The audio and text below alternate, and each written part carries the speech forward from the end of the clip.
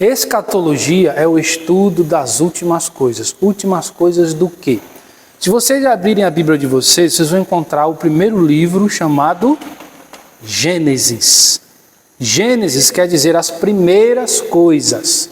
Então, o livro de Gênesis narra o início de todas as coisas. Os primeiros animais, o primeiro céu, a primeira terra, os primeiros planetas, as primeiras plantas, as primeiras pessoas. Vai narrar o primeiro pecado, o primeiro resultado do pecado. Então, as primeiras coisas estão em Gênesis, né? A Bíblia também fala das últimas coisas, como tudo isso que nós estamos vendo aqui vai terminar.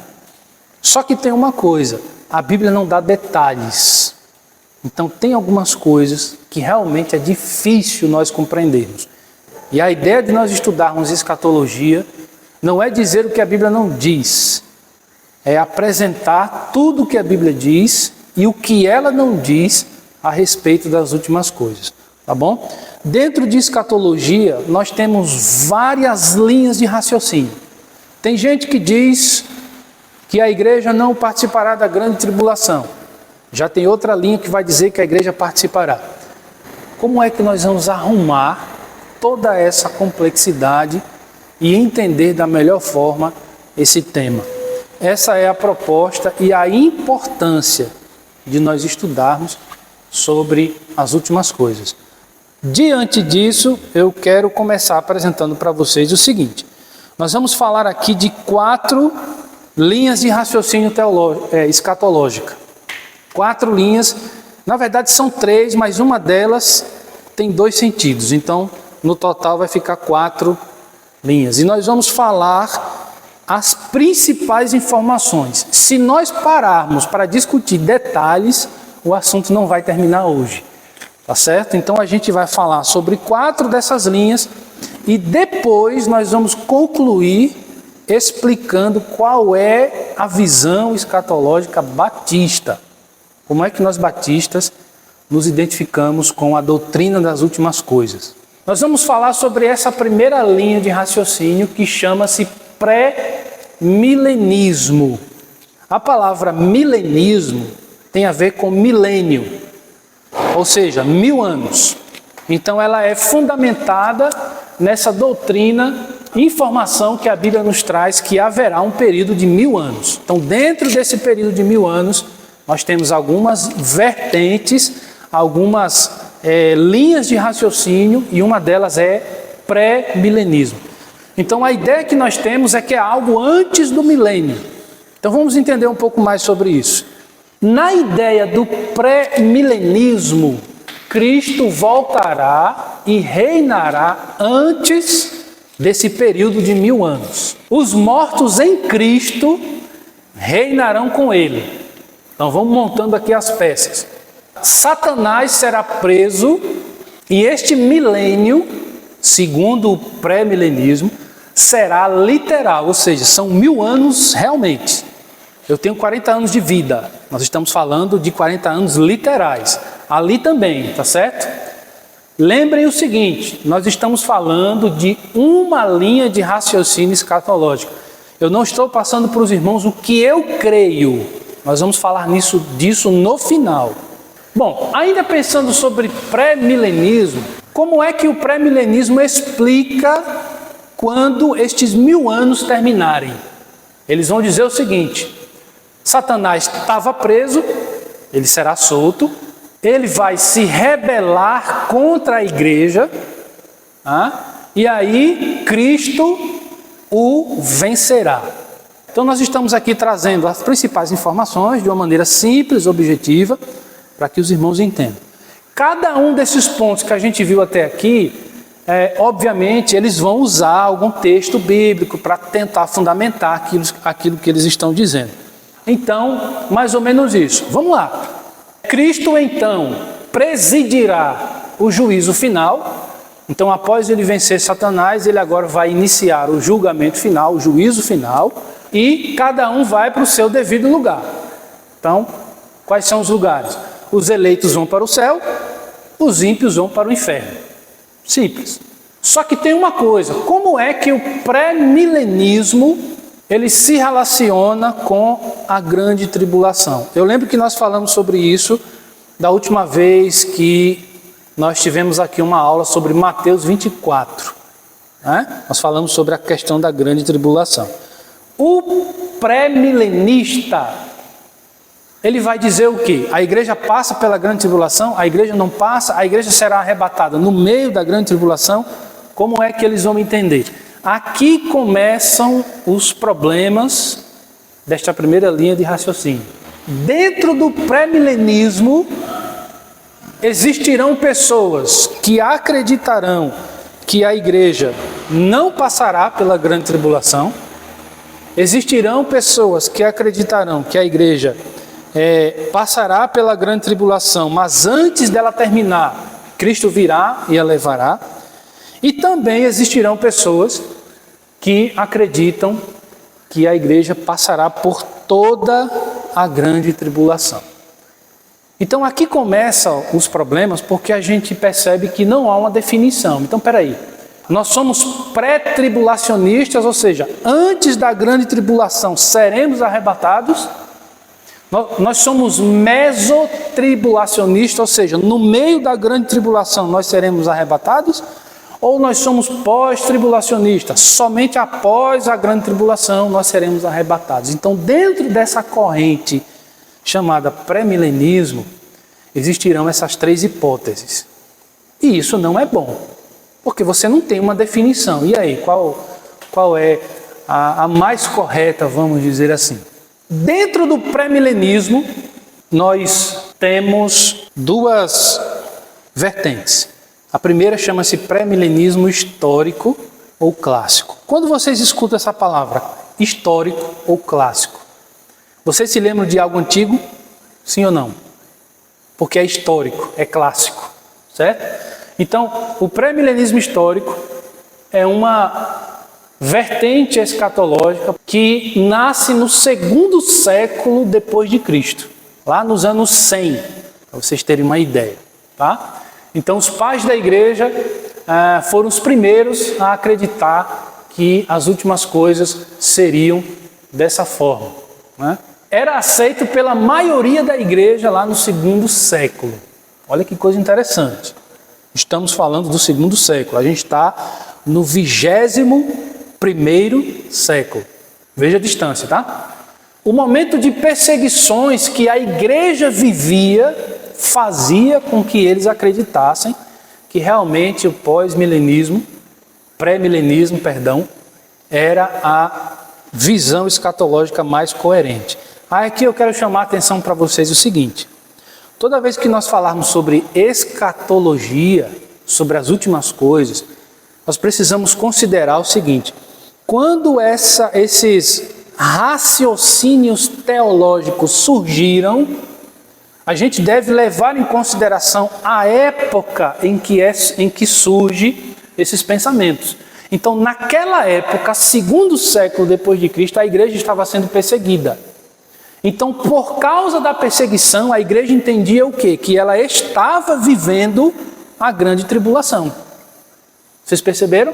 Ou seja, eles eram ou mesotribulacionista ou pós-tribulacionista. Isso porque naquele momento eles entendiam que estavam vivendo a grande tribulação que Jesus fala em Mateus 24.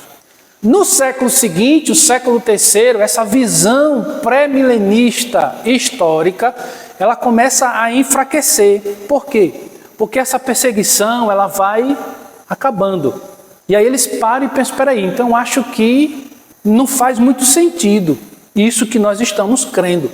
Porque a perseguição ela vai diminuindo, tanto que no século IV, através de Constantino, a igreja recebe um certo momento de paz.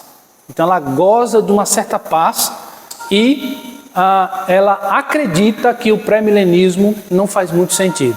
Dentro do pré-milenismo histórico, eles vão dizer o seguinte: não existe arrebatamento secreto. O que seria o arrebatamento secreto? Seria a ideia de que Jesus, quando vier buscar a sua igreja, será assim, ó. Vamos supor que Jesus vem agora. Então ninguém aqui fica. Vai ficar a igreja aqui toda aberta. Todo mundo que é crente sumiu. foi para Cristo. Eles diziam que isso não existe, não é assim que vai acontecer. Eles acreditavam que a igreja passaria pela grande tribulação, como já foi dito, né? E eles diziam que Cristo virá só mais uma vez. Então ele nasceu, viveu, morreu, ressuscitou e foi para o Pai, não é isso? Não está na Bíblia assim? Pronto. Eu coloquei aqui uma ilustração.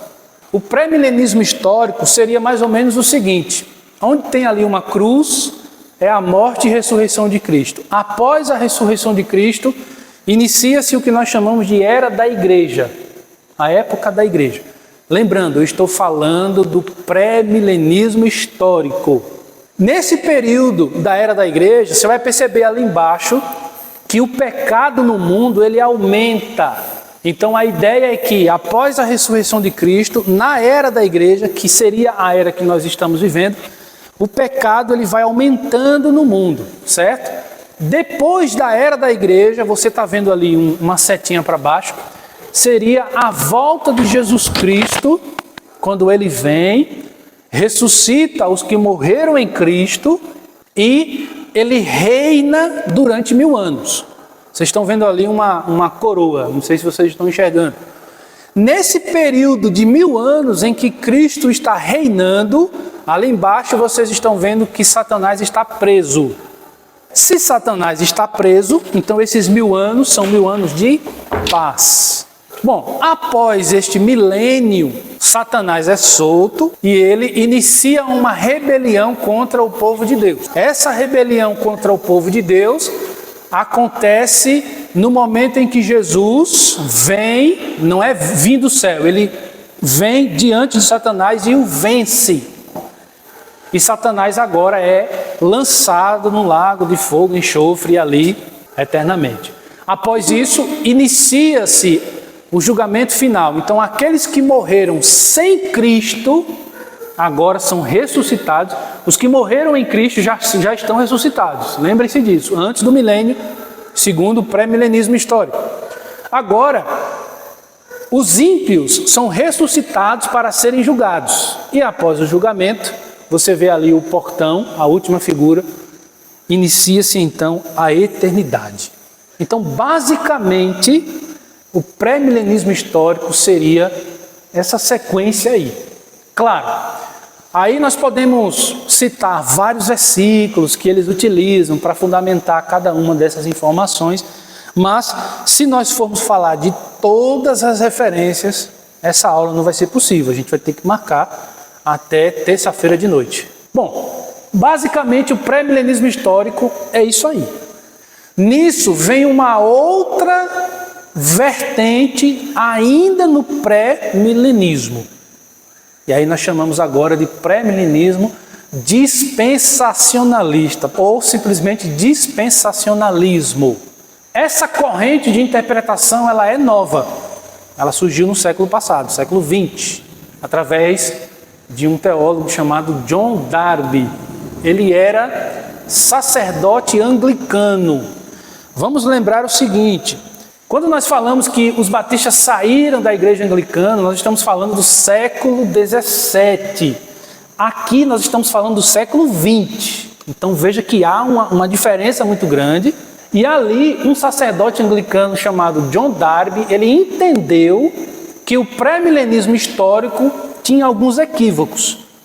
E aí ele disse que não, na verdade nós precisamos chamar de dispensacionalismo, que seria o quê? John Darby, ele era também filósofo, e ele acreditava num pensamento filosófico chamado futurismo. O que é o futurismo? Vamos tentar resolver isso aqui. O futurismo seria a interpretação literal das profecias do Antigo Testamento. Então você abre a sua Bíblia no Antigo Testamento e qualquer profecia que você encontrar no Antigo Testamento, Darby vai dizer que ela precisa ser interpretada literalmente. Ele vai dizer também o seguinte, que há uma diferença entre Israel e igreja. Então é como se Deus tivesse dois povos, a igreja e Israel. Tá? E ele vai dizer que a história da humanidade, né, ou a história que é narrada nas Escrituras, ela é dividida por períodos, ou seja, por dispensações, por isso o nome dispensacionalismo. Então é como se ele dissesse assim: tem o período em que a igreja está na terra, aí tem um período em que a igreja vai para o céu, tem o período em que Satanás é derrotado, tem o período em que há o julgamento final. Então ele vai dizer que a história é dividida por dispensações ou períodos, tá? Ele acreditava em dois eventos futuros diferentes entre si. O primeiro seria o arrebatamento. O arrebatamento para ele é um evento. A segunda vinda de Cristo é outro evento. Então como seria isso? Então é como se Jesus viesse para arrebatar a sua igreja e depois ele viesse de novo. Ainda sobre as dispensações, elas falam principalmente da maneira como Deus se relaciona com o seu povo, com o ser humano de forma geral, durante a história. Então, a maneira como Deus se relacionou com o homem no Jardim do Éden, de uma maneira. A maneira como Deus se relaciona com a nação de Israel é outra dispensação. Então, ela vai falar sobre a maneira como Deus se relaciona com o seu povo durante a história. A mesma corrente, uma outra corrente se fala do aliancismo, ou seja, Deus fala com o seu povo através de alianças que são divididas. Então, há duas vertentes escatológicas, a dispensacionalista, que divide dispensações e fala desse relacionamento de Deus com o seu povo através da história. Essa questão da aliança é interessante. Os irmãos vão perceber que na Bíblia, por exemplo, tem uma aliança de Deus com Noé. Depois tem uma aliança de Deus com Abraão. Aí tem uma aliança de Deus com Moisés. Vocês percebem? Então é como se fosse dispensações através de alianças, segundo o pré-milenismo dispensacionalista.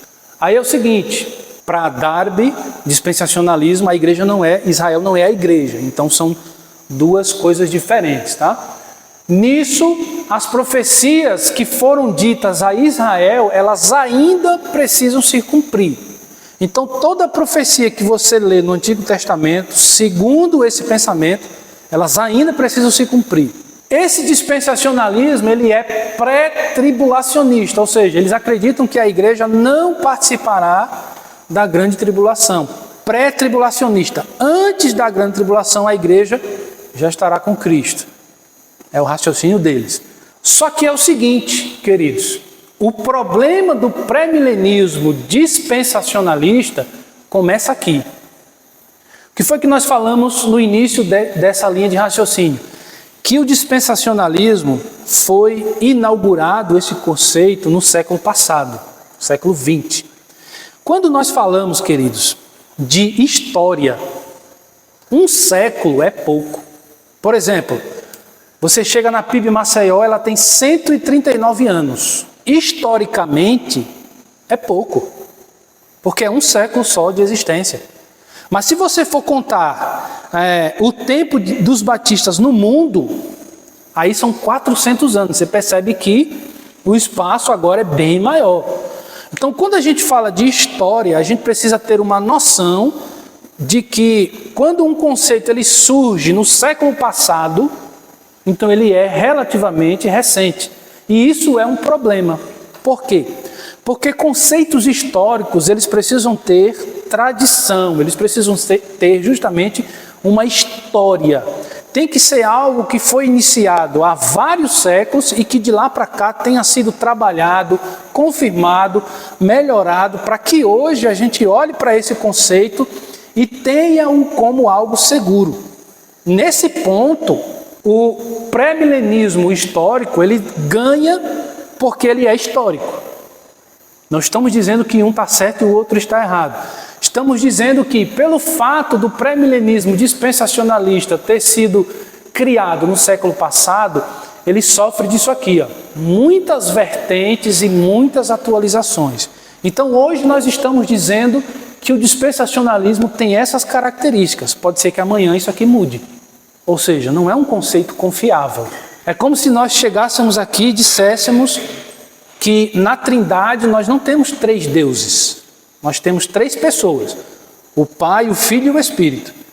Agora, já pensou se amanhã esse conceito mudasse?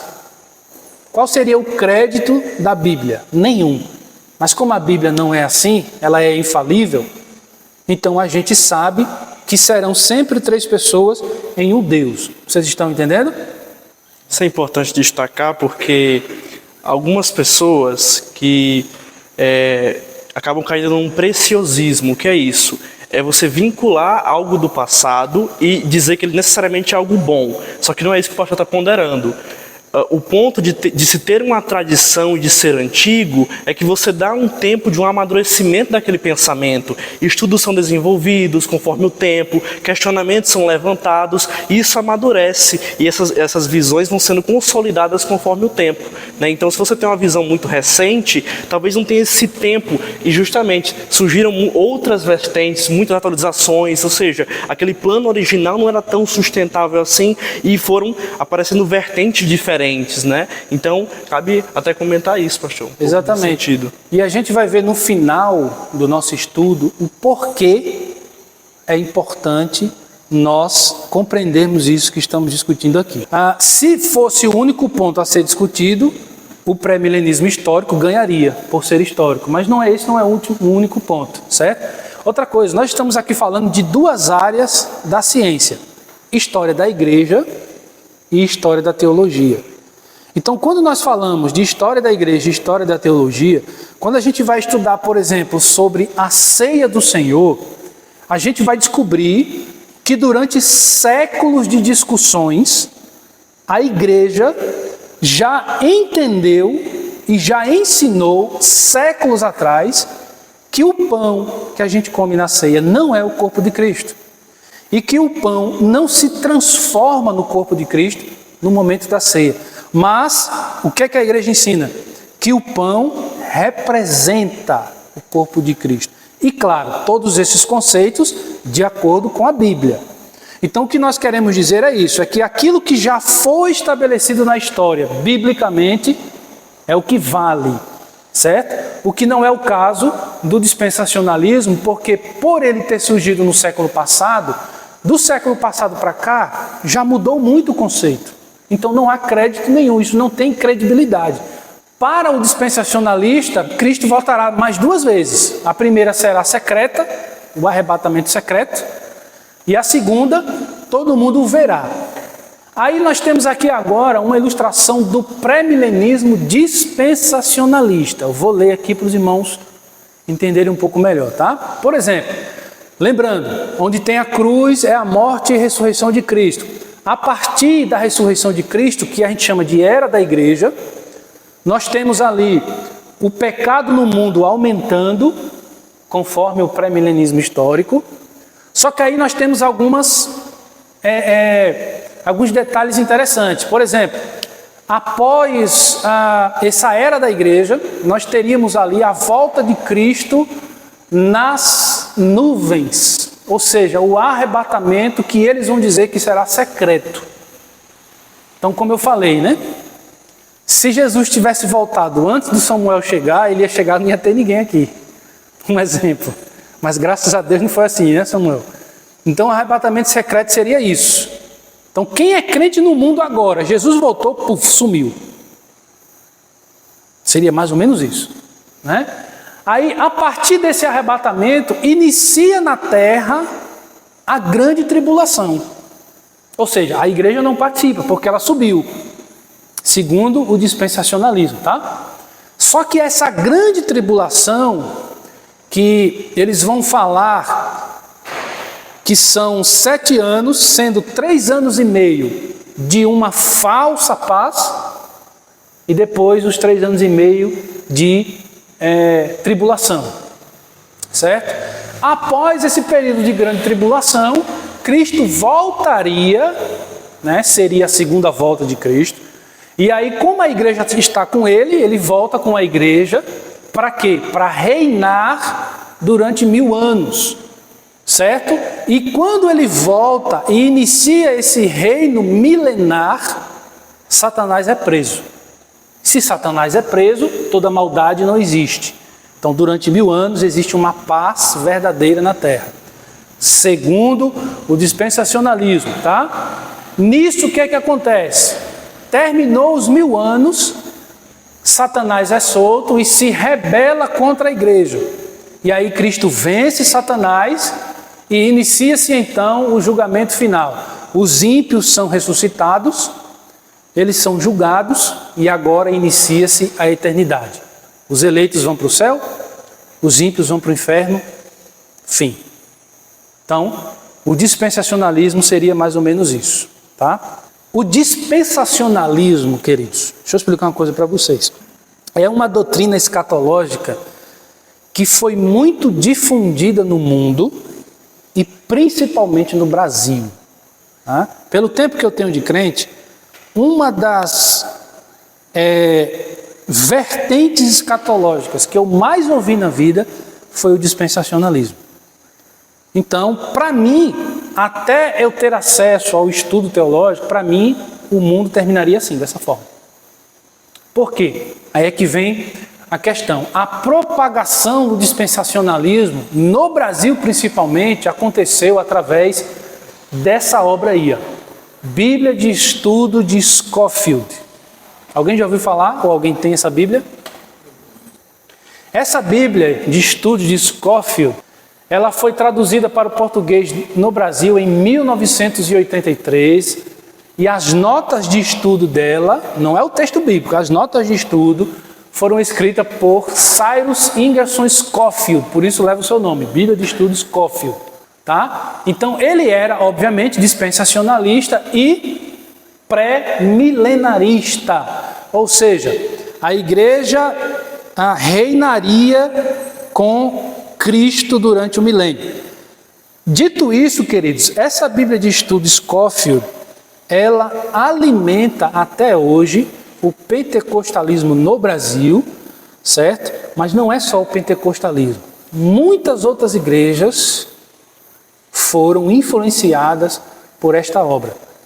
Então, muitos cristãos hoje, às vezes nem sabem quem é Scofield, nem sabem que existe a Bíblia de Estudo Scofield, nem imaginam o que é dispensacionalismo, mas provavelmente se você perguntar para ele se a igreja participará da grande tribulação, ele vai dizer que não. Se você perguntar para ele como vai ser a grande tribulação, provavelmente ele vai dizer 3 anos e meio de falsa paz, 3 anos e meio de tribulação. Todas as ferramentas que coincidem com o conceito dispensacionalista. Então, a partir dessa informação, nós já podemos entender que existe algum problema. O grande problema é que o dispensacionalista, ele tem várias opiniões sobre a grande tribulação. Imagine, você chegasse a tirar algumas dúvidas com pastores batistas, eu e mais pastores batistas. Você chegasse para todos esses pastores e fizesse a mesma pergunta. E vamos supor que todos esses pastores te dessem respostas diferentes. Isso seria estranho, não seria? Mas peraí, são pastores, são protestantes, reformados, batistas, mas eles nenhum deram uma resposta igual ao outro. Então tem alguma coisa de estranho. Tem alguma coisa errada. Um dispensacionalista, ele tem isso. Esse problema de ser dinâmico. Ele sempre vai ter uma resposta dependendo da época e do momento que ele estiver vivendo na história. Isso é um problema. Certo? Nós estamos falando aqui de escatologia, mas pense sobre isso dentro de cristologia, por exemplo, que é a doutrina de Cristo. Então, Cristo era homem, Cristo é Deus, certo? Então, Cristo é homem e Cristo é Deus. Mas vamos supor que nós fôssemos uma igreja, um movimento religioso, que a nossa resposta hoje fosse essa e amanhã fosse outra. Então, esse é o problema do dispensacionalismo, certo? Eles vão pegar o texto de Daniel 9, se você quiser abrir para dar uma conferida, fique à vontade. Daniel 9, versículos 20 a 27, e eles vão dizer que esse texto explica o que é a grande tribulação. Eles vão dizer que ali, Daniel explica que 7 anos, 3 anos e meio, liderados pelo anticristo, ou seja, um falso Cristo que ditará uma paz falsa no mundo, onde todo mundo viverá em paz, tranquilo e tal. E no meio dessa grande tribulação, quando der 3 anos e meio, esse falso Cristo se revelará como sendo um falso Cristo. E aí serão 3 anos e meio de perseguição, luta e dor. Só que tem uma coisa, passa aí, Isaac. Daniel 9, 20 a 27 não diz isso. Esse é o problema. E por que eles afirmam que diz? Vamos lembrar aqui de uma coisa. A forma correta de você interpretar as Escrituras, de Gênesis a Apocalipse, nós chamamos de interpretação literal. Tá? Obviamente, você vai encontrar uma parte ou outra que precisa ser interpretada simbolicamente. Por exemplo, Jesus disse, eu sou a porta. Jesus é uma porta? Não, Jesus é uma pessoa. Então, simbolicamente, Jesus está dizendo o seguinte, eu sou o acesso a Deus. Porque qual é a função de uma porta? Você acessar um cômodo, você acessar um local, certo?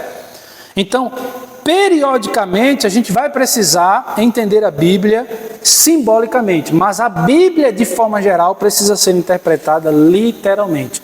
Quando você vai para Daniel capítulo 9, você vai ver que Daniel está falando de uma situação relacionada a Israel em Babilônia.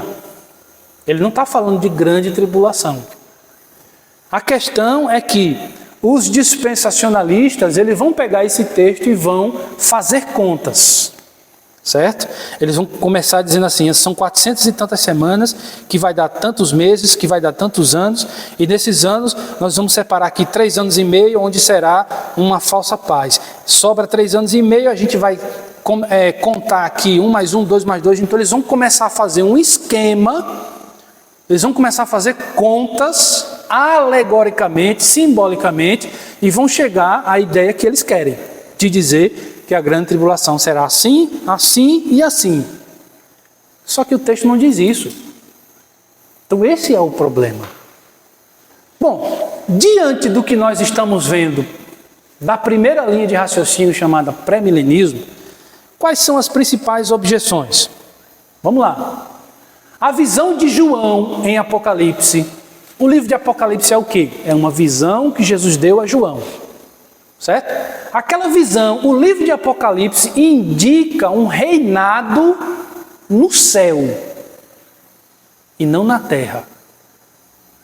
Então, o pré-milenismo vai dizer que esse reinado será na terra. Mas Apocalipse diz que esse reinado será no céu. Porque lá terá anjos, arcanjos, serafins, querubins. Estes são seres celestiais. A vida dos eleitos glorificados, o que é eleito glorificado? Quando aquele que morreu em Cristo, ele for ressuscitado, ele vai ressuscitar com um corpo perfeito, glorificado. O pecado agora não faz mais parte da vida do eleito quando ele ressuscitar. Certo? Agora, a vida desses eleitos glorificados na terra, isso não faz sentido. 2 Pedro 3, do 10 ao 13. Virá, entretanto, como ladrão, o dia do Senhor, no qual os céus passarão com estrepitoso estrondo e os elementos se desfarão abrasados. Também a terra e as obras que nelas existem serão atingidas. Visto que todas essas coisas hão de acontecer assim desfeitas, deveis ser tais como os que vivem em santo procedimento e piedade, esperando e apressando a vinda do dia de Deus, por causa do qual os céus incendiados serão desfeitos e os elementos abrasados se derreterão. Nós, porém, segundo a sua promessa, esperamos novos céus e nova terra, nos quais habita a justiça. Se isso não for destruição da terra e do céu, e ainda o texto ainda fala, Pedro ainda diz que o céu e a terra serão destruídos e novos céus e nova terra serão construídos para que aí sim Cristo com a igreja viva com ele. O que João viu é literal? A gente deve sempre optar por ser literal. Mas tem algumas coisas que não é possível ser literal, pelo menos para a nossa compreensão hoje. Exemplo, Apocalipse capítulo 12, uma mulher vestida com o sol. Como é que você vai entender isso literalmente? Se uma mulher pegar o sol e se vestir, ela morre. Então aquilo ali deve ter alguma mensagem simbólica. Mas quando nós vemos João dizendo assim, eu vi novo céu e nova terra, obviamente aquilo ali é literal, não apenas porque é possível ver novo céu e nova terra, porque se Deus criou o céu, Deus criou terra, então Ele pode criar outro céu, outra terra. Como também em outras passagens bíblicas, como a própria carta de Pedro, como Paulo fala algumas vezes, e em outras cartas nós vemos a mesma expressão, novo céu e nova terra. Outra coisa, Pedro chega à mesma conclusão, porque o assunto da carta de Pedro é justamente exortar os cristãos, para quem ele está enviando a carta, sobre a volta de Cristo. Quando ele vai explicar ali em 2 Pedro capítulo 3, ele deixa bem claro, nós estamos esperando que esta terra seja destruída, que este céu seja destruído, e que um novo céu e uma nova terra seja construído, e lá nós viveremos. Mas ao concordar com as palavras de Pedro, eu não estou dizendo que sou pré-milenista ou que isso ou que aquilo, não. O texto de Atos capítulo 3 vai reforçar o que Pedro disse. Nós vamos falar agora sobre o pós-milenismo. Eric, vem para cá, Eric. O Eric vai falar um pouco sobre o pós-milenismo e nós vamos ver também mais alguns pontos segundo essa corrente, tá? Bom, irmãos, vamos falar agora sobre o pós-milenismo, né? Lembrando que dentro dessas visões escatológicas, elas vão discutir principalmente a ordem e a maneira pela qual as últimas coisas irão acontecer. No caso, elas geralmente se referenciam à volta de Cristo, seja antes do milênio, depois do milênio. Então, elas sempre se referem a um acontecimento à volta de Cristo, tá? Mas vamos lá, passa aí, Isaac. O pós-milenismo, a primeira característica que nos salta aos olhos no pós-milenismo é que o milênio, esse período de 1000 anos literais, ou seja, que realmente irão acontecer factíveis, ele não é literal, né? Então é um milênio simbólico, digamos assim, tá? Então, para os pós-milenistas, o milênio ele vai ser um longo período sem uma duração pré-estabelecida de 1000 anos, de paz e prosperidade, resultantes do avanço do evangelho no mundo e da igreja. Então acontecerá um período de paz no mundo que tem um agente por trás disso, né? Porque quando Cristo, nas outras visões, ele vem, ele reina, ele está presente, a paz, a prosperidade, nenhum mal presente, né? Mas aqui, essa paz e prosperidade vem no advento, é resultado do avanço do evangelho no mundo e da igreja. Ou seja, a igreja vai ter influência nesse período de paz, ela vai impactar a sociedade nesse período, de acordo com o avanço do evangelho também.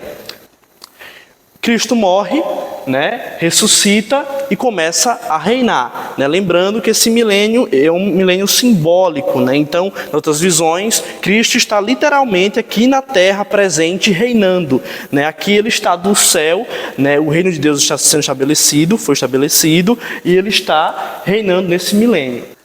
Satanás está preso. Essa primeira característica, assim, uma das características do pós-milenismo é que Satanás está preso durante esse milênio. Então, acontece a morte e a ressurreição de Cristo, né? Ao mesmo tempo que Satanás está preso, diferentemente das outras, que ele é preso posteriormente. A igreja, durante esse tempo, prospera. E aqui está um dos pontos de objeção ao pós-milenismo, né? Irmãos, quando nós olhamos para o mundo hoje, nós conseguimos ver uma igreja no mundo inteiro triunfante. A igreja hoje, como é que a igreja na China, na Coreia do Norte? E aí? Ela sofre perseguições, né, constantes, tá? Mas segundo o pós-milenismo, durante esse período, a igreja irá prosperar sistematicamente no mundo inteiro, apesar de haver... Pode terminar. Tranquilo. Apesar de haver alguns encalços pelo pecado, pela influência do mal ainda nesse mundo. Os irmãos estão percebendo que o pós-milenismo está dizendo que o milênio já está acontecendo. Vocês perceberam isso?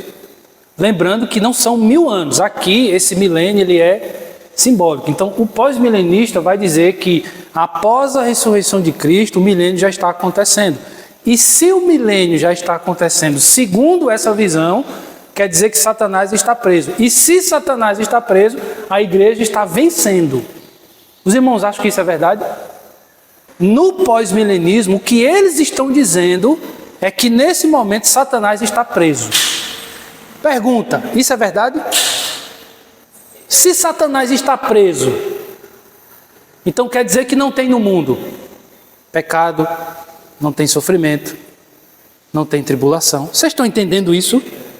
Aí eu estou perguntando para vocês, isso aqui faz sentido? Enfim, o evangelho chegará em todo mundo. Esse é um dos pontos que o pós-milenismo frisa bastante, que durante a era da igreja há um avanço exponencial, progressivo, gradual do evangelho, né? Então esse evangelho vai se desenvolvendo no mundo, ele atinge o mundo inteiro, tá? E ainda sobre o ponto da igreja, que é importante destacar, um dos teólogos contemporâneos pós-milenistas, eles tratam essa fase, a era da igreja, como sendo um período, realmente um período, onde a paz e prosperidade, e a igreja é um dos agentes que opera isso no mundo, tá? Então, esse doutor que eu acabei de citar, Lorraine Boetner, ele vai dizer o seguinte, tá? De segunda visão pós-milenista. Hoje o mundo como um todo está em um plano muito mais elevado. Os princípios cristãos são os padrões aceitos em muitas nações, apesar de não serem praticados consistentemente. A escravidão e a poligamia praticamente desapareceram. A situação das mulheres, enfim. Repete aí, Eric. A poligamia, como é? A escravidão e a poligamia praticamente desapareceram. Isso é verdade? O que em muitos países do Oriente Médio é completamente Até distinto. no Brasil existe isso, meu irmão. Sim, sim. Né? Mas o ponto é, a igreja, ela vai impactar diretamente a sociedade, então ela vai mudar as constituições, o evangelho vai ter esse poder de mudar as constituições dos países, e aqui eles acrescentam um exemplo dos Estados Unidos, que a constituição foi baseada nos moldes cristãos, mas um exemplo isolado, querendo ou não, né? Bem isolado, né? Então vai mudar as leis daqueles países, a constituição, a maneira como eles vivem, e vai impactar o mundo. É claro que muitos dos pontos aqui, o evangelho ajudou. Muitos deles. A igreja tem fazendo um trabalho social muito bom, que realmente transforma a vida das pessoas, muda a sociedade, dentro da política, há políticos cristãos que mudam, mas olha para o século passado. 2 guerras mundiais, você tem guerra da Coreia, guerra no Vietnã, você tem diversos acontecimentos no mundo de conflitos, doenças, pandemias, enfim, que colocam em xeque esse longo período de paz e prosperidade. Lembrando que os pós-milenistas, isso é uma objeção comum ao pós-milenismo, né? Que ele é muito otimista diante da era da igreja, né? Do momento que nós estamos vivendo agora. Tá? Mas eles falam que é claro que não há nesse milênio algo perfeito em que todos estão glorificados, o pecado ainda existe no mundo, acontecem desastres, mas a questão é que eles deixam claro esse otimismo, eles deixam claro essa paz e prosperidade.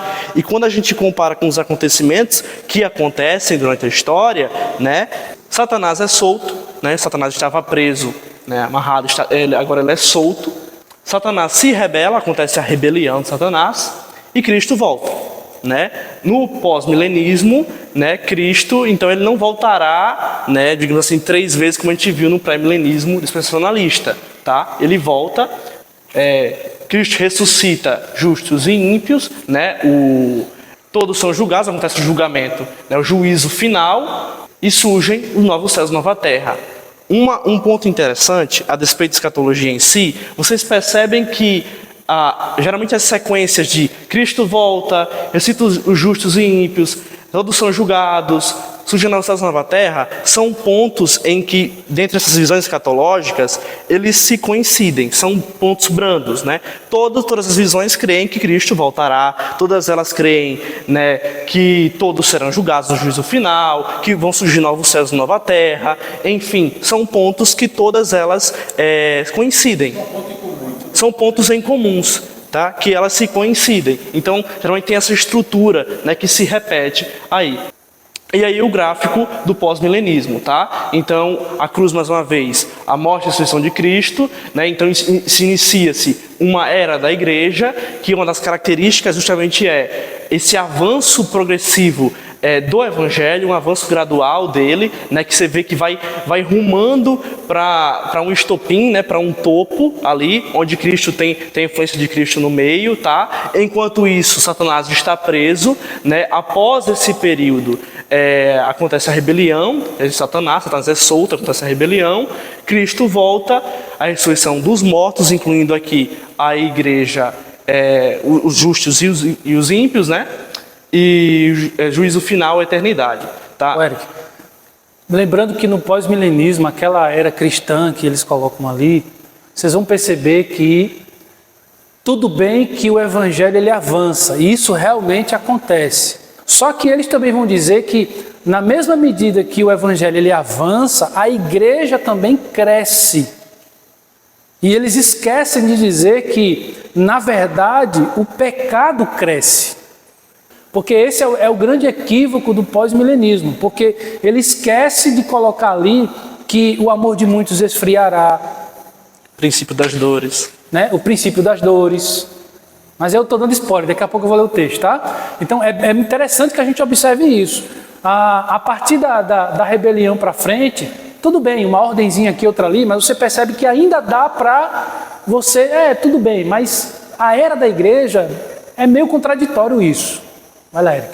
Tá? E assim, a gente olha para esse gráfico e a gente vê um avanço do evangelho que ruma para um topo.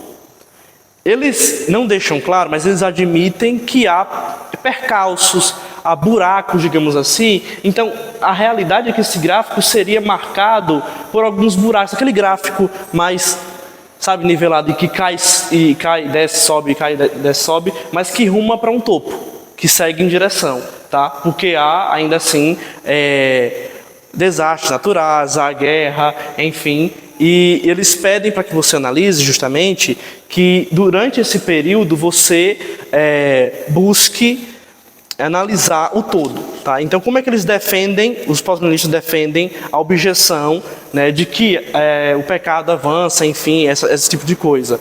Eles vão dizer que você precisa analisar toda essa era da igreja como um todo, amplamente. Tá? Então, eles vão chegar e vão te falar o seguinte: olha, a situação dos cristãos no primeiro século, onde eles eram perseguidos, é a mesma do século 21? Melhorou? Está melhor ou está pior? Nitidamente a gente vê uma melhora. Tá? Então eles pedem para que você analise o todo da era cristã. Tá? Mas mais uma vez, nós conseguimos ver durante a história o pecado aumentando. Isso não é claro. Né? Então os princípios das dores, a gente vê o amor de muitos esfriará, a gente vê as guerras, a gente vê tudo isso passando por a história. Tá? Então isso não fica tão nítido assim. Para a gente concluir sobre o pós-milenismo, o século XX foi um século que ele perdeu muita força, justamente pelos motivos que a gente já salientou aqui das guerras, tá? E o pós-milenismo, ele foi uma corrente escatológica que foi amplamente aceita pela igreja, principalmente no século XVI e século XIX. É um século que, inclusive, século XVI ali na Reforma Protestante, tá? Sendo defendido e ensinado por alguns teólogos, homens de Deus, muito influentes, tá? Jonathan Edwards, John Owen. Você consegue ter homens de Deus valorosos em cada uma dessas visões, tá? Cristo não reinará com os eleitos. Esse é um ponto importante, tá? Para a gente se destacar. Não é claro aqui no pós-milenismo, já que Satanás é nítido que Satanás está preso e ele não tem uma função ativa no mundo, como se ele está preso e ele não age nesse mundo, e que a prosperidade da igreja, enfim, tá? Que Cristo, na presença de Cristo, sendo influente nisso. Então é a igreja, é o evangelho avançando junto com a igreja, e você não tem uma relação clara de Cristo influenciando e reinando junto com esses eleitos no milênio, presente aqui no milênio. Não existe lugar para a grande tribulação. Dentro do pós-milenismo, a gente não consegue determinar nesse espaço de tempo um período, porque como eles destacam um período que não é literal, você eleva isso aqui amplamente, tá? E você não tem uma progressão confiável da onde essa grande tribulação vai se encaixar. Eles não declaram que conforme o tempo avança, o pecado irá aumentar. Então você tem essa progressão e você tem apenas, olha, existe o pecado, existem guerras, ainda tem imperfeições, mas você não tem uma afirmação clara de uma progressão da onde acontecerá a grande tribulação dentro desse milênio, tá? É porque, irmãos, quando a gente fala de escatologia, a Bíblia apresenta para nós elementos. Vou explicar. Jesus Cristo vem, isso é um elemento. A grande tribulação é um outro elemento. Juízo final é um outro elemento. Rebelião. A rebelião de Satanás é um outro evento. Os 1000 anos é um outro evento. Mas são 1000 anos literais ou não?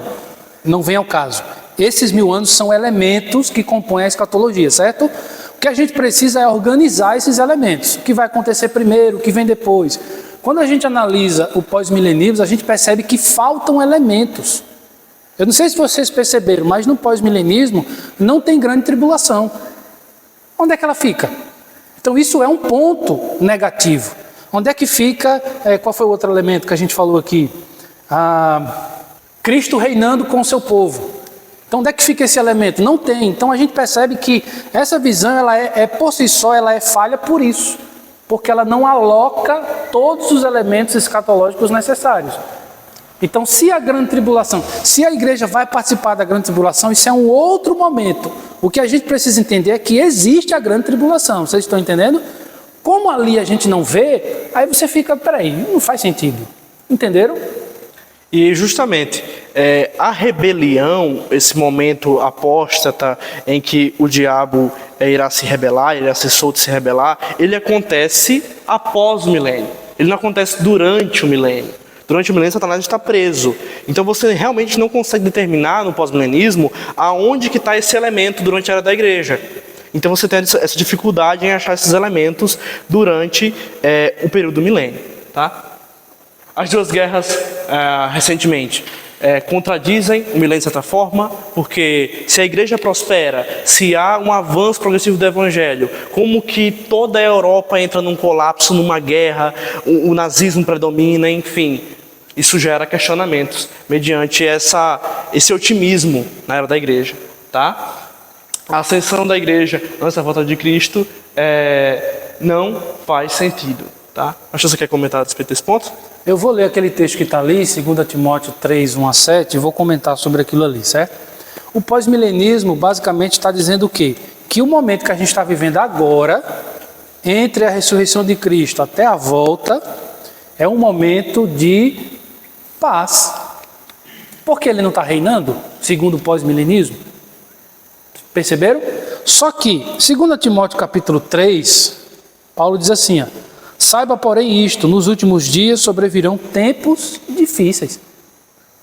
Ele continua, pois os homens serão egoístas, avarentos, jactanciosos, arrogantes, blasfemadores, desobedientes aos pais, ingratos, irreverentes, desafeiçoados, implacáveis, caluniadores, e ele continua. Então, quando a Bíblia diz que nestes últimos dias, esses últimos dias, em que sentido?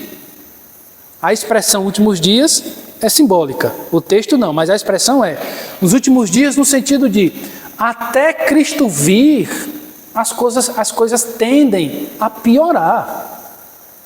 Então é totalmente o inverso disso aí.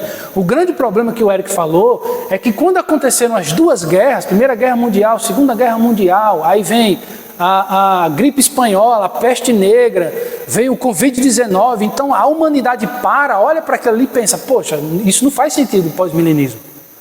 Porque se realmente a igreja estivesse ascendendo, se ela estivesse crescendo, prosperando na terra, então essas coisas seriam freadas por Deus.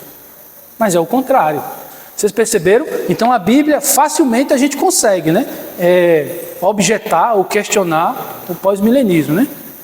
Amilenismo. Muito bem. O amilenismo, querido, é a última visão que nós vamos falar para encerrarmos, concluindo sobre a visão escatológica batista. Amilenismo surgiu no século III, depois de Cristo, através de Agostinho. O amilenismo diz também que não haverá um milênio literal. Só que tem uma diferença nesse sentido do amilenismo com relação ao pós-milenismo, que é o seguinte: por que o milênio dentro do amilenismo é diferente do pós-milenismo? Porque quando o amilenista vai dizer que os 1000 anos não são literais, eles vão dizer que esses 1000 anos já estão acontecendo, mas isso não tem a ver com Cristo reinando na terra. Isso tem a ver com Cristo reinando no céu. Então tem essa pequena diferença, tá? E por que eles dizem isso? Porque eles vão falar que a única passagem na Bíblia que fala do milênio está no livro de Apocalipse. E o livro de Apocalipse, como a gente já falou, ele é, na maior parte, interpretado simbolicamente. Então, sempre que você for ler a Bíblia, até mesmo o livro de Apocalipse, você tem que priorizar a interpretação literal. Mas há textos que não tem como, aí você vai para o simbólico, certo? Isso é importante a gente saber. O amilenista vai dizer o seguinte: peraí, onde na Bíblia fala de 1000 anos? Só em Apocalipse. Nos outros 65 livros não tem. Lembra de Daniel? Daniel não está falando de milênio. Então eles vão dizer que esses 1000 anos são simbólicos e não literais, certo? Aí a partir disso eles vão dizer mais o quê? Eles vão dizer assim: Cristo já reina nos céus, presta atenção, nos céus e não na terra. Isso faz uma diferença muito grande no que eles estão dizendo. Tá? Então ele reina nos céus, mas voltará. E quando ele voltar, o que é que vai acontecer? Ele vai julgar, julgamento final, julgar todas as pessoas, e depois inaugurará, criará novos céus e nova terra. Então, quando o amilenismo diz isso, a gente já entende mais ou menos um pouco da diferença. Os sinais, o amilenista ele vai dizer o seguinte: os sinais dos tempos estão se cumprindo. Então, o que são os sinais dos tempos? Aí você vai lembrar da outra aula que a gente teve de escatologia, Mateus 24. Guerras, fomes, doenças, o amor esfriando, a apostasia. Lembram disso? Pronto. Então, os sinais dos tempos estão se cumprindo. Isso tem a ver com a prosperidade da igreja? Não. Isso tem a ver com a decadência do mundo. Por quê? Porque Cristo está reinando no céu, ainda não na terra. Porque onde Cristo reina, a paz existe. Deixa eu abrir aqui um parênteses. Quando a Bíblia diz que Jesus é o Senhor dos senhores, que Ele é soberano, é óbvio que Deus está no controle de todas as coisas. É óbvio que Deus está acima de tudo, acima de todos. Certo? Então, se a gente for perguntar para Deus se Ele reina entre nós, é óbvio que Ele reina. O que nós estamos falando aqui é de escatologia, não confunda. Certo? Então não é isso que nós estamos falando. Nós estamos falando que escatologicamente, após Jesus ascender aos céus, Ele ressuscita, passa 40 dias com o povo e sobe para a destra de Deus. A partir daquele momento, a Bíblia diz que Ele já reina. Essa é a posição do amilenista. Só que enquanto Ele está no céu reinando, o que está acontecendo aqui? Os sinais dos tempos estão se cumprindo. Estes sinais se intensificarão cada vez mais. Satanás, ele não está preso, segundo o amilenista, mas ele está amarrado. Pastor, que negócio é esse? Aqui tem uma curiosidade interessante, porque eu vou ler aqui com vocês Colossenses 2,15, para depois explicar esse amarrado aí, que não tem nada a ver com aquela expressão neopentecostal. Está amarrado, tem nada a ver, viu? Acompanhe comigo aqui Colossenses 2,15, não é isso? E despojando os principados e as potestades, publicamente os expôs ao desprezo, triunfando deles na cruz. Paulo está escrevendo aos cristãos em Colossos e ele está falando aqui sobre Jesus. Ele está dizendo, quando Jesus morreu na cruz, olha o versículo 14, ele despojou os principados e potestades. O que são principados e potestades? Demônios. O que é despojar? significa que Jesus, ao morrer na cruz, ele colocou Satanás e os demônios à vergonha. Ou seja, ele venceu. Certo? Vamos ler Judas, capítulo 1, versículo 6. Só tem um capítulo, né? E há anjos, os que não guardaram seu estado original, mas abandonaram o seu próprio domicílio, ou seja, eles desistiram de andar com Deus e se rebelaram. Ele quem? Jesus tem guardado sob, ou seja, debaixo de trevas, em algemas eternas, para o juízo do grande dia. Judas está completando o que Paulo disse, dizendo o seguinte: Satanás e os seus demônios não estão presos, eles estão limitados, amarrados, algemados. Eles ainda operam, mas limitados pelo poder de Deus. Certo? E quando João vai dizer isso lá em Apocalipse 20 e 21, que Satanás será preso, esse verbo preso no original grego significa amarrado, significa limitado. Então é como se uma criança quisesse correr para fazer o que não deve e o pai estivesse limitando. Estão entendendo? Então esse amarrado não tem nada a ver com aquela expressão, viu? Está amarrado. Nada a ver. Quer dizer que Deus está limitando. Eu sempre gosto de lembrar, já falei aqui na igreja várias vezes, a história de Jó. Que Satanás mexe com a vida de Jó. Não mexe? Mexe. O que é que ele faz com Jó? O que ele quer? Não. Ele faz o que Deus permite. Por quê? Porque Deus limita. Então essa visão é muito interessante do amilenismo. Entenderam a diferença de estar preso e não poder fazer nada? E de estar limitado, só faz aquilo que o Pai manda? Satanás então continua influenciando o mundo, mas apenas no que tange aos propósitos de Deus. Quais são os propósitos de Deus? Aí você volta lá na setinha. Os sinais se intensificarão cada vez mais. O que Jesus disse em Mateus 24? Essas coisas precisam acontecer para que eu volte. Ou seja, é propósito divino. E quem será o agente dessas coisas? Satanás. É por isso que nós dizemos que Deus é soberano. Porque até Satanás faz apenas o que Deus quer. Dito isso, queridos, Satanás estará livre, entre aspas, quando ele for solto, né? Mas solto, entre aspas, né? E aí ele vai se rebelar contra a igreja do Senhor, né? O que é que vai acontecer?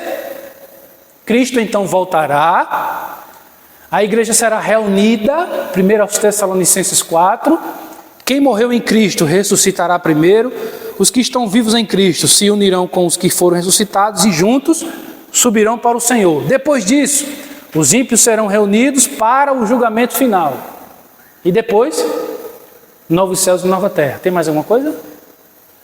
A linha mais aceita pelos reformadores é esta. Historicamente é esta. Essa linha é perfeita? Não. Por quê? Porque não existe escatologia perfeita. A gente vai responder um pouco melhor sobre isso, tá? Então, o amilenismo, olhando aí para essa imagem, a gente entende o quê? Que, olha a cruzinha lá, depois da ressurreição de Cristo, inicia-se a era da igreja. Na era da igreja está acontecendo o milênio simbólico, com a diferença do pós-milenismo. Esse milênio aqui não é Cristo reinando aqui, é Cristo reinando no céu. Por isso que aqui o mal ainda prevalece entre aspas, certo? E o fato de Cristo escatologicamente não estar reinando aqui faz com que o pecado abunde, né? Ele cresça, isso porque Cristo permite, porque é propósito divino. Lembre, essas coisas precisam acontecer para que eu venha, certo? Aí depois acontece o quê? Vem a grande tribulação, a igreja passa pela grande tribulação. Depois da grande tribulação, Cristo volta, os mortos são ressuscitados, acontece o juízo final, a eternidade. Aí, queridos, nós vamos encerrar falando da visão batista de escatologia. Porque o que nós vimos até aqui? Nós vimos 4 visões. Uma você olha assim, tá mais ou menos certo. A outra você já descarta. A outra você... E a outra você, essa está melhorzinha. Mas nenhuma dessas 4 são perfeitas. Então, como o Eric disse agora há pouco, na história existem grandes nomes da teologia nesses 4 pensamentos. Na verdade, mais precisamente nos 3, né? Porque o dispensacionalismo veio agora do século XX, então esse não conta porque é recente, tá? E isso tem a ver com o momento na história que eles viviam. Então, por exemplo, antes das guerras no mundo, todo mundo achava, os pós-milenistas achavam que estava tudo bem, que o mundo estava prosperando. Lembra que eu falei aqui outra vez sobre gerações? Então a geração antes das guerras mundiais era uma geração das pessoas que valorizavam a família, o trabalho. Só que aí quando acontece as guerras mundiais, as doenças mundiais, então isso quebra o mundo. Isso quebra a economia do mundo, isso quebra a política, a religião. Então isso é uma pancada na sociedade. Seja crente ou não, o ser humano sente. Nós tivemos um gostinho, né, falando de uma maneira negativa agora na pandemia. Então a pandemia quebra a sociedade. A igreja sofre, a política sofre, as nações sofrem. E aí você olha para a visão escatológica e você pensa, espera aí, mas não estava tudo bem? Qual é a importância, queridos, da Confissão de Fé Batista de 1689? O Eric vai falar um pouquinho sobre isso, porque como esse é um documento nosso, batista, então ele vai também nos ajudar a nos localizarmos escatologicamente. Então, como o pastor falou, assim, esse documento, a Confissão de Fé Batista de Londres, de 1689, ele é um documento nosso, ele é um documento tradicional, ele não é um documento recente, né? E a confissão de fé já vem sendo trabalhada com vocês, mas vamos só relembrar um pouco. Uma confissão de fé, ela vai ser aquela declaração pública das crenças de uma comunidade religiosa, ou seja, de uma igreja, tá? Então ela vai declarar publicamente para a sociedade no que ela crê, estruturada em alguns capítulos, né? No caso, somos uma igreja cristã que tem como base a Bíblia, então ela vai estruturar em capítulos quem é Deus, né? O que é a igreja, e vai referenciar as referências bíblicas a respeito de cada um desses temas, tá? Então ela é muito importante por conta disso, porque ela vai declarar publicamente, né, para as pessoas, para a sociedade, tá? E no caso da nossa Confissão Batista de 89, né, para abreviar, ela vai nos fornecer, ela tem uma importância muito grande, porque ela vai nos fornecer uma identidade histórica.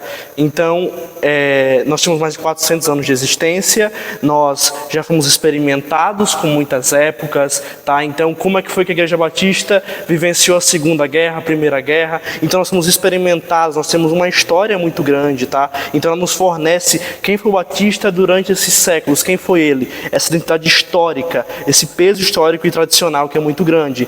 Teológica, ela tem um profundo relacionamento com as Escrituras, com a nossa regra de fé e prática, então ela tem sustentação teológica, tem apresentação teológica, enfim, e bíblica. Ela é pautada e afirmada nas Escrituras, tá? Então, ela é muito importante porque ela nos dá essa identidade. As pessoas sabem quem nós somos, porque há esse documento que estrutura tudo isso em capítulos, e nós podemos falar, eu creio em Deus, eu creio em Cristo, tudo isso está tudo formatado das doutrinas batistas, tudo estruturado para que nós possamos mostrar ao mundo, consequentemente a gente transporta para ele a nossa identidade, tá? Isso é muito importante. Mas adentro, o pastor vai falar, com base na Confissão de Fé Batista de 89, ele vai nos localizar mais ou menos escatologicamente, né? Há de se comentar que no capítulo 32 da nossa confissão, ela vai falar sobre o juízo final em pormenores, por detalhes, tá? Então,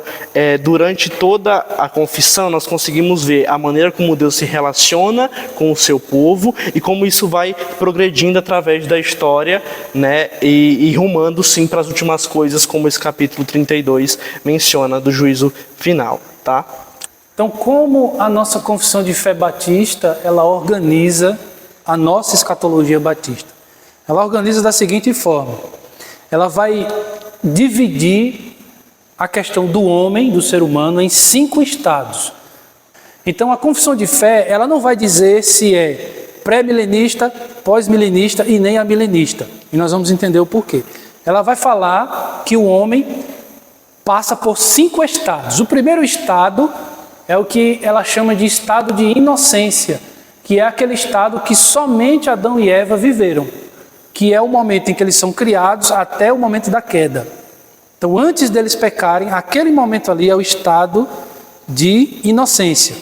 O segundo estado vai falar do seguinte: o estado de pecado. Então, é o momento enquanto Adão e Eva pecam, até o momento de vida eterna ou morte eterna. Então perceba que tanto os eleitos que desfrutarão da vida eterna, quanto os ímpios que não desfrutarão, eles estão no estado de pecado. Porque ainda existe o pecado entre nós, certo? Aí o terceiro estado, queridos, é o estado de graça. Esse estado, somente os eleitos desfrutarão. Porque é o estado em que o pecador ele é regenerado. Então, somente os eleitos vivem o estado de graça. Pensando nisso, nós, que somos eleitos, nós desfrutamos neste momento do estado 2 e o 3. Nós somos pecadores, mas nós estamos na graça de Cristo. Entenderam? Enquanto que os não eleitos é o contrário. Eles estão no estado de pecado, mas não estão no estado de graça. O quarto estado que a confissão traz para nós é o que ele chama de estado intermediário. E esse estado intermediário nada tem a ver com o catolicismo, nada tem a ver com o adventismo, nada tem a ver com a questão do sono da alma, do purgatório, não tem nada a ver. O estado intermediário é o momento em que tanto eleitos quanto não eleitos participam, que é o quê? Entre a morte física, então o ser humano morreu, com ou sem Cristo, ele morreu, ele entra no estado intermediário, que é aquele momento em que ele aguarda, entre aspas, tá? Ele aguarda que Cristo volte, o ressuscite para julgá-lo. Se for eleito, será absolvido. Se não for eleito, será condenado. Então esse espaço é o que nós entendemos de estado intermediário, ou seja, morreu, não tem mais jeito. Morreu em Cristo, está salvo. Morreu sem Cristo, já era. Certo? E por último, o estado de glória. E esse estado de glória também só é vivido pelos eleitos. Porque o estado de glória vem logo depois do estado intermediário. Então, aquele que morreu em Cristo, ele é ressuscitado, ele vai para a glória, enquanto que o não eleito não vai. Entenderam? Então a nossa confissão de fé, ela resume escatologia nisso aqui. Porque ela não se propõe a dizer se é pós, pré ou a, para não se comprometer. Agora vamos entender um pouco mais, para encerrarmos. O julgamento final, segundo os batistas, nós entendemos de que maneira? Cristo julgará o mundo, sim ou não? Sim. O que mais? Atos 17, 31. Porquanto estabeleceu um dia em que há de julgar o mundo. Então, não tem o que discutir, né? João 5, 22 e 27. E o Pai a ninguém julga, mas ao Filho confiou todo o julgamento e lhe deu autoridade para julgar, porque é o Filho do homem. Certo? Então, Cristo julgará o mundo acabará. O que está escrito em Mateus 28, 20? Ensinando-vos a guardar todas as coisas que vos tenho ordenado, eis que estou convosco todos os dias até a consumação do século. O que é consumação? Destruição, até acabar tudo. Então, quando tudo acabar, eu estarei com vocês até lá. Então, o mundo acabará, o que mais? E aí vem a pergunta para nós encerrarmos. Por que a nossa confissão de fé não assume uma linha escatológica? Vocês chegam para mim e perguntam: pastor, o senhor é o quê? Pré-milenista, pós-milenista, amilenista? Eu não sou nenhum nem outro. A visão mais próxima das Escrituras é o amilenismo. Até poderia me identificar como um amilenista, mas eu não faço isso, porque não é perfeito. Então eu faço como os batistas fizeram na história. Como é que eles fizeram? Por que nós não assumimos uma visão escatológica? Porque a escatologia não está definida. A Bíblia não deixa claro como vai ser tudo, todos os detalhes. Não. Ela diz que Cristo vai voltar e nós viveremos com Ele para sempre. Os detalhes a Bíblia não diz. Se a Bíblia não diz, por quê? Porque a escatologia trata de assuntos que ainda não aconteceram. Como é que eu vou saber se ainda não aconteceu? Eu poderia saber se tivesse todos os detalhes aqui. Existem muitas informações aqui, mas não todas.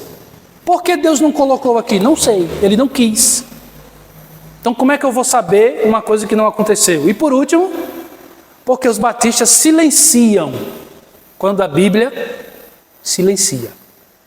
Pastor, e se Adão não pecasse? Se Adão não comesse do fruto? A Bíblia diz? Não, então não sei. O que eu sei é que a Bíblia diz que Adão comeu do fruto. E aí veio o problema.